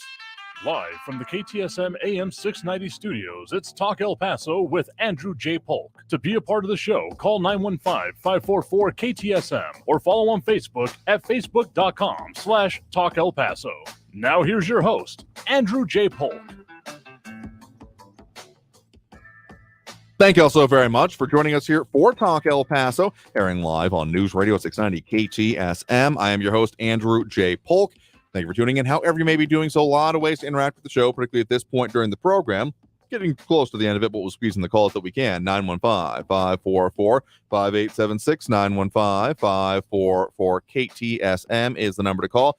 But a lot of other things, a lot of other commentary coming on, including back and forth conversations with James, among other things, some conversation about also a previous status of Afghanistan refugees, among other things, and a lot of different points being made. So check it out there again. squeeze into the comments if you so desire to do so. So, yeah, and questions about anarcho-capitalism. That actually came up in an interview that we got on for you all coming up before too long, so I don't know. Anyway, back to those phone lines right now. We do have Conrad out in Horizon City on the line with us here right now. Conrad, thanks for joining us. Hey, Andrew, how you doing? Doing all right there. What's on your mind? Hey, great. Thanks for taking my call. Funny that Barbara mentioned Maine because when I was a little kid, I actually lived in Maine for 3 years of my life in a small town outside of Portland called Cape Elizabeth. Okay. And we froze our you-know-what's off, during the winters are very long, just to say the least. And a lot of times it's still snowing in May. So I'm kind of surprised they grow marijuana up there. That's kind of surprised me. You can do a lot of things with you can do a lot of things with a good connection to electricity and enough willpower. Let's just put it that way. Yeah, that's true. I didn't think of that. Well, listen, on that, I just wanted to follow up on that commissioners meeting yesterday. Sure. That experience kind of opened my eyes to how frustrating the process can be. I mean, you sign up and it's 9:30 in the morning, and then you don't get to do public comment till well after 1:30 in the afternoon. So I can understand how that conflicts with most people's working schedules, and I kind of think it's by design to kind of discourage people, unfortunately, from participating. I was disappointed to see only 36 people signed up for comment, and not all of those people ended up commenting. I would have liked to see more like 100 people and at least submit comments if they couldn't call in. Yeah, the ability to submit comments, I think, was an overlooked part of it, and they do, of course, have it. So I've been on too many websites for the El Paso County, but they do have the public comment form, etc., that is available there, and you can at least say what you're wanting to address there. So I guess you can add it, print it out if you do decide to do so. But what I will say, and some people saying Bernadette Bandicoot saying it's strategized to discourage people, it's not reasonable. And that's why, as much I would love to see, like you're talking about, 100 people on every issue saying, hey, here's what we think.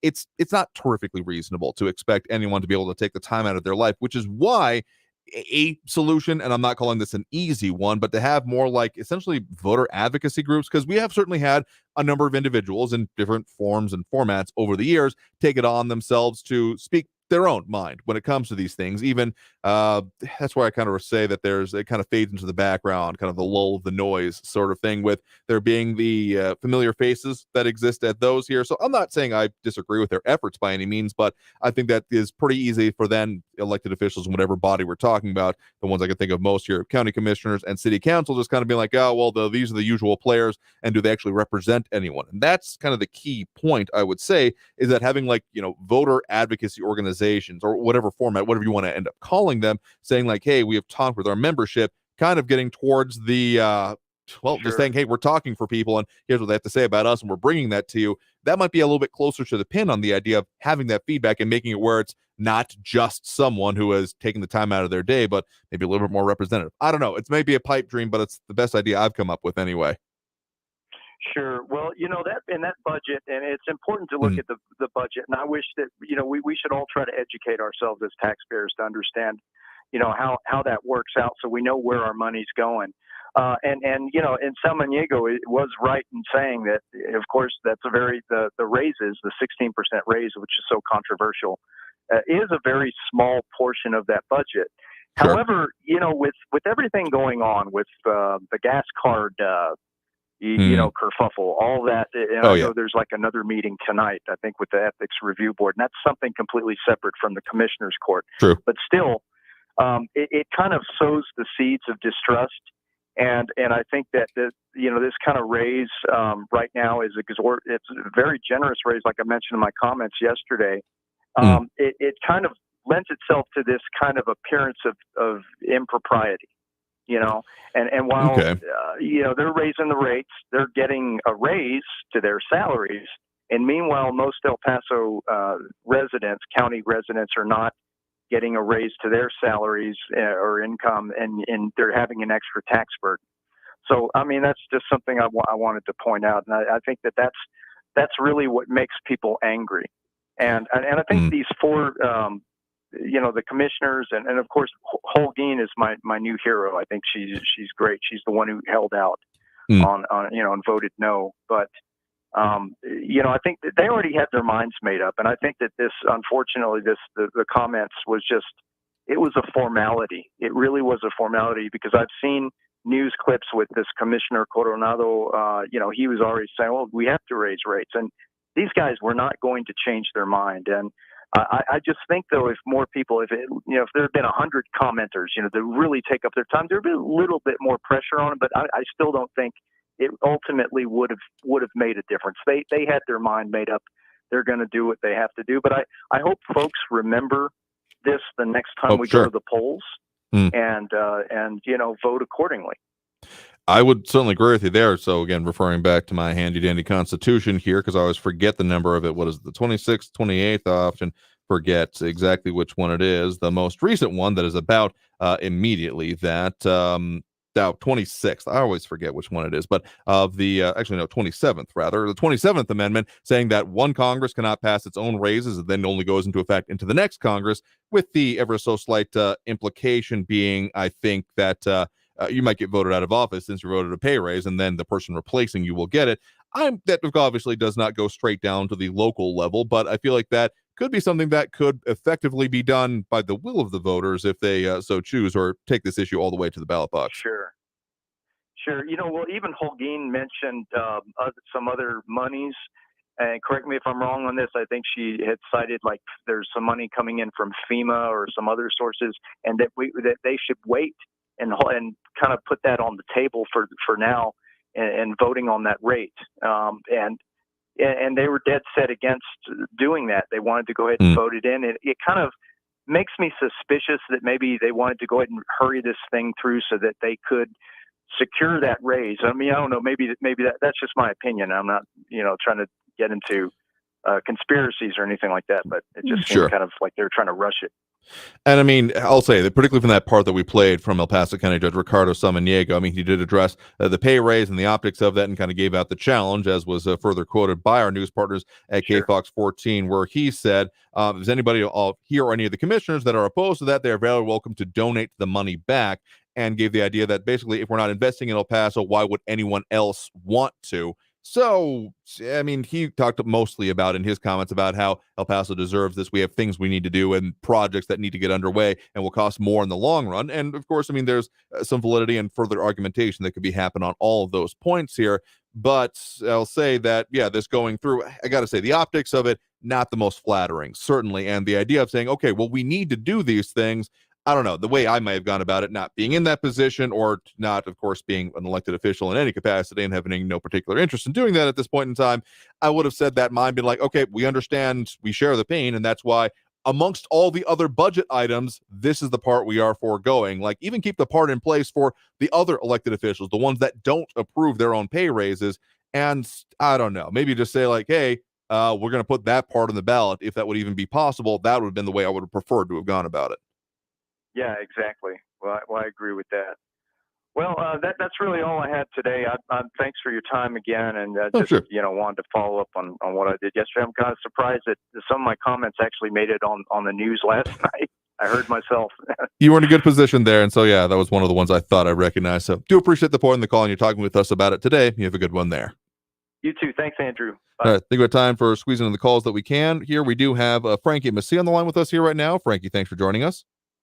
All right. I want to provide an addendum to my comment yesterday, because I heard Mike and Marco calling me out by name, and by the rules, Robert's rules of debate, they called me out by name. I get to reply. Now, specific to the education aspect, which I was commenting on, by Houston, the whole 9 yards, blah, blah, blah. Sure. Now, that there's nothing absolutely wrong with the New Mexico education system.